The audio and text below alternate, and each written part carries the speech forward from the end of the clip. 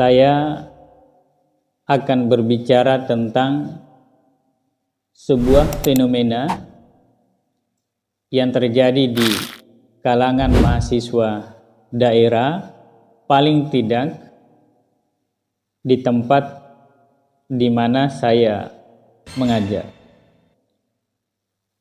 Jadi ada sebuah fenomena menarik untuk kita cermati, analisis, dan tentu juga harus untuk segera kita sikapi yang terjadi di tengah-tengah mahasiswa kita di daerah, di mana fenomena tentang rendahnya baca buku itu sungguh sangat memprihatinkan.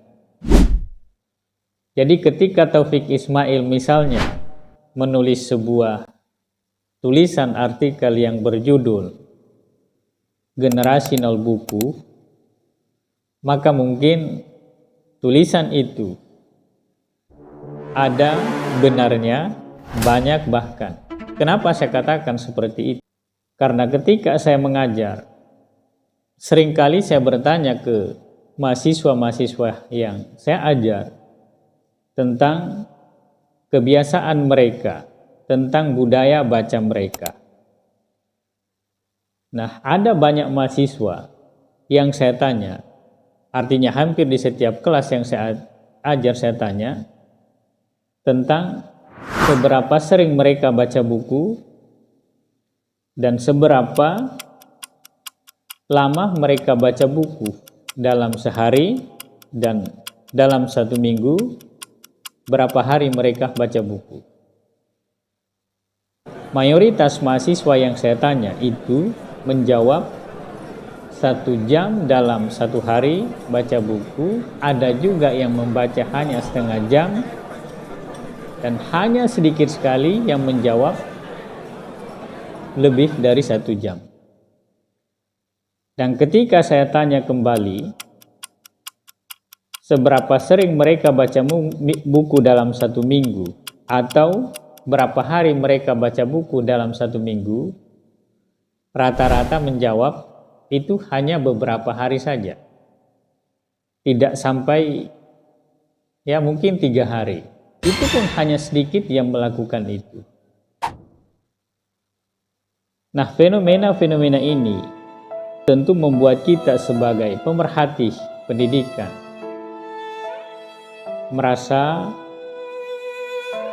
sangat prihatin dan tentu saja penuh dengan was-was ketika kita memikirkan tentang generasi kita ke depan. Karena mereka semua ini kelak ada yang menjadi guru, terlebih lagi saya misalnya mengajar di Fakultas Tarbiyah yang memang merupakan calon guru. Nah, ketika mereka menjadi guru dengan kapasitas keilmuan seperti ini, budaya baca yang seperti ini, maka kita bisa membayangkan sekarang akan seperti apa anak didik mereka nantinya di saat mereka sudah menjadi guru.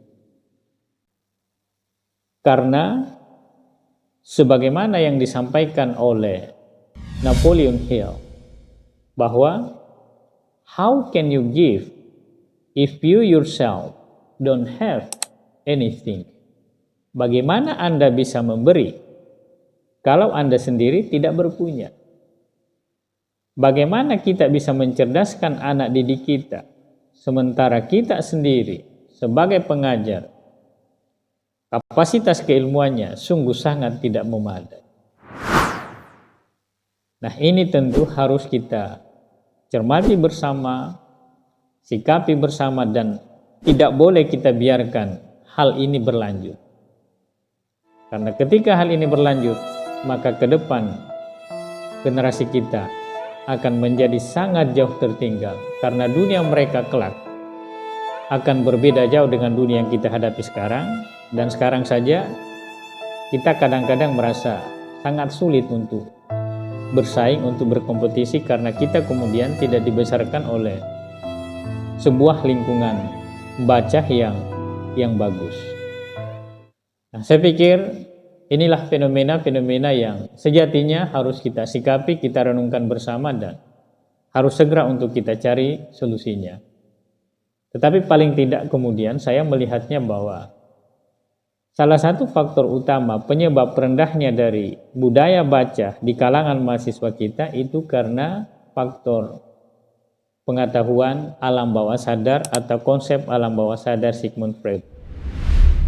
Tapi insyaallah pada video-video berikutnya saya akan mencoba untuk menjelaskan tentang bagaimana pengaruh alam bawah sadar terhadap fenomena rendahnya baca buku di kalangan mahasiswa kita.